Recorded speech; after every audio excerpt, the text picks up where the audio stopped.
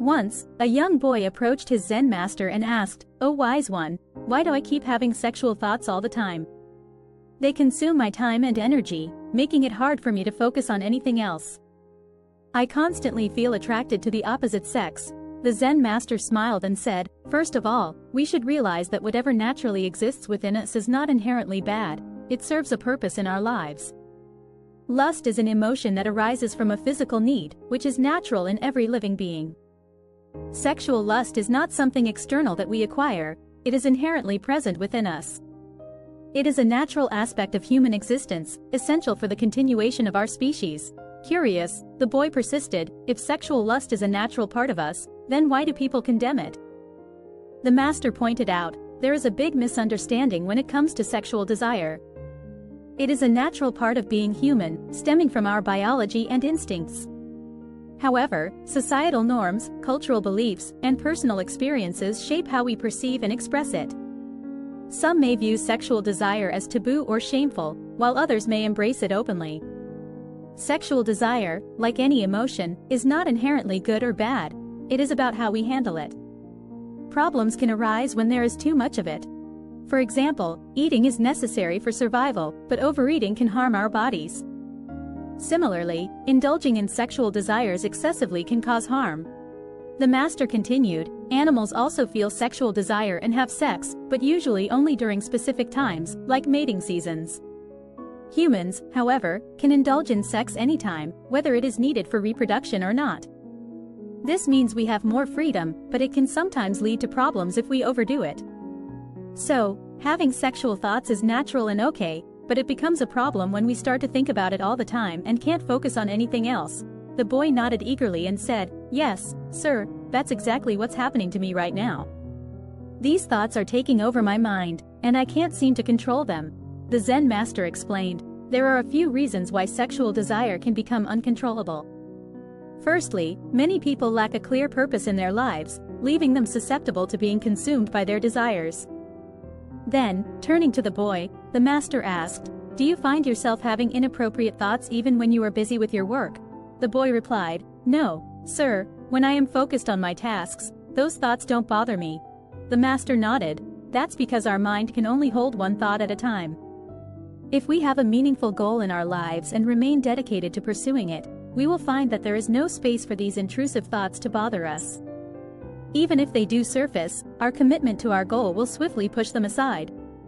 However, the real issue lies in the fact that many people lack a strong and clear sense of purpose.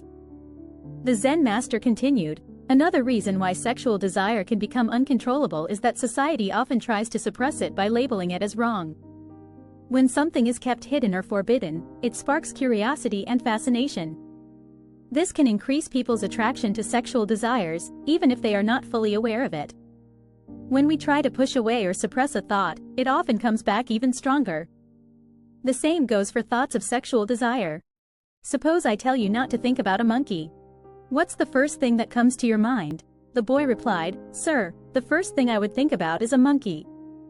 The Zen master continued, "Similarly, when we try to forcefully stop vulgar thoughts in our mind, they often come back even stronger.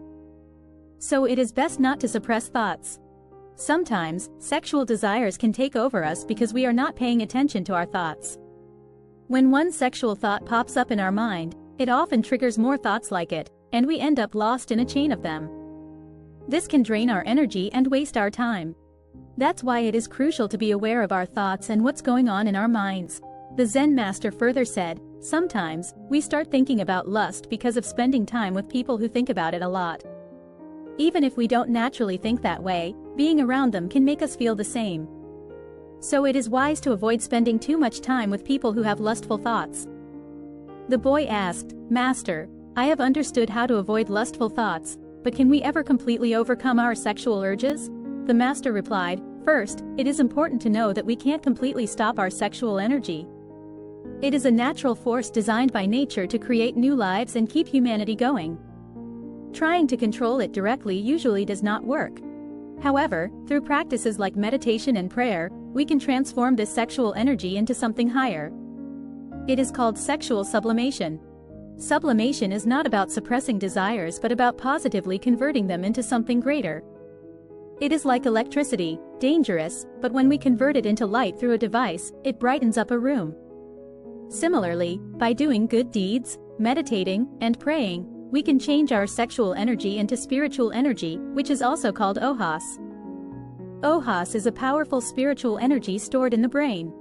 The person who has a lot of ohas in his brain is very intelligent, has captivating eyes, and a magnetic presence. They can influence others with just a few words and leave a lasting impact on everyone they meet. Through meditation, you find a deep sense of inner peace that makes worldly pleasures seem insignificant in comparison. It is not that you lose the ability to think or do things, instead, you rise above them. As you continue meditating, you will find that these worldly actions start to feel trivial and immature. The boy asked, "But Master, where do I start with meditation?" The Zen master said, "Begin by spending time alone with yourself. The more time you spend with yourself, the better you will understand yourself. As you get to know yourself better, you will find that material pleasures lose their appeal, and intrusive thoughts begin to fade away."